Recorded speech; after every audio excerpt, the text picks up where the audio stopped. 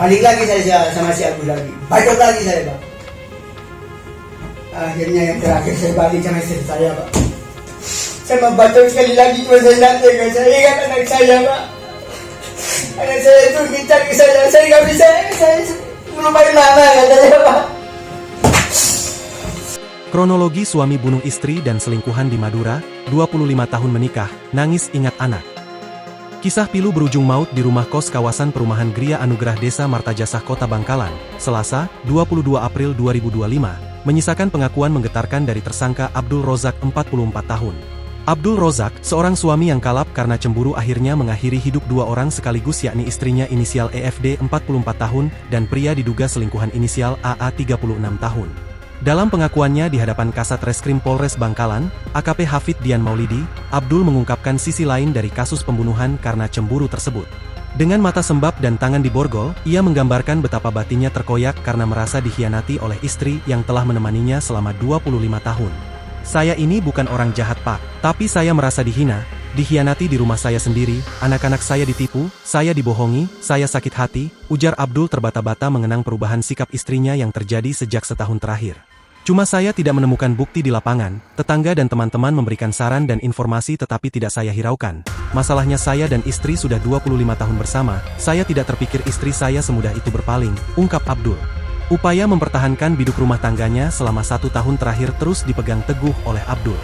Selama itu pula, ia masih berupaya untuk tidak menggubris informasi miring tentang dugaan istrinya berselingkuh. Namun pendirian Abdul Rozak mulai goyah saat menerima masukan dan saran dari beberapa temannya. Tepatnya Senin malam, saya dapat telepon dari seorang teman yang bertanya, "Kamu ada apa? Bagaimana hubungan kamu dengan istrimu?" Saya jawab baik-baik saja namun teman saya menimpali, "Oh jangan begitu, istrimu dibonceng orang," tutur Abdul menirukan percakapan dengan temannya. Tersangka pun pulang ke rumah untuk memastikan keberadaan istrinya. Ternyata benar istri tidak ada di rumah, pamitnya ke anak-anak beli air, lalu saya telepon dia bilang tidur. Saya tanya tidur di sebelah mana, wong saya ada di rumah, tapi telepon dimatikan, terang Abdul.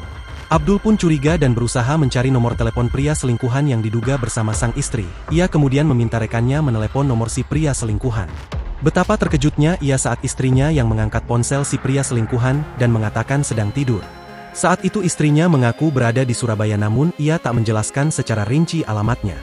Semalaman Abdul mengaku tak bisa tidur hingga Selasa, 22 April 2025, sekitar pukul 8 WIB, ia teringat sesuatu. Jam 8 pagi saya menyerah dan pulang, saya terbesit pikiran bahwa saya pernah mengantarkan istri 10 hari lalu ke TKP untuk ambil COD, cuma saat itu saya menunggu agak jauh. Istri saya jalan kaki ambil barang COD, ternyata yang memberi bingkisan laki-laki. Setelah saya perhatikan dari kaca spion motor, dari situ kami cekcok hebat, papar Abdul. Dalam kondisi tidak tidur semalam suntuk, Abdul bergegas menuju kos tersebut dengan mengendarai mobil. Di lokasi ia melihat satu unit sepeda motor gede seperti yang diceritakan oleh rekannya. Saya dengan sopan mengetuk pintu tapi tidak ada jawaban, namun terdengar bisikan dari dalam, saya ketuk lagi masih sama, akhirnya saya jengkel dan mendobrak pintu, tegas Abdul. Dari balik pintu rumah kos berdinding tembok berwarna merah muda itu, Abdul mendapati istrinya bersama pria selingkuhan. Saat keduanya berupaya kabur, Abdul langsung membacok istrinya dan mengejar si pria selingkuhan hingga membacok tubuhnya secara berulang saat berlari ke kamar mandi. Saya tidak tahu berapa kali membacok, saya balik ke istri membacok lagi, balik lagi ke si pria dan membacok lagi, namun ketika balik lagi ke tubuh istri dan hendak membacok terakhir, saya tidak tega karena teringat anak-anak saya, Pak, tutur Abdul sambil tidak kuasa menahan tangis.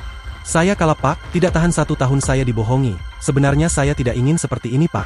Saya sempat tidak menghiraukan perkataan teman-teman, imbu Abdul sambil menghela napas panjang. Mendengar keterangan secara gamblang dari pelaku, AKP Hafid mengatakan peristiwanya sudah selesai dan meminta pelaku untuk tegar dalam menghadapi permasalahan tersebut.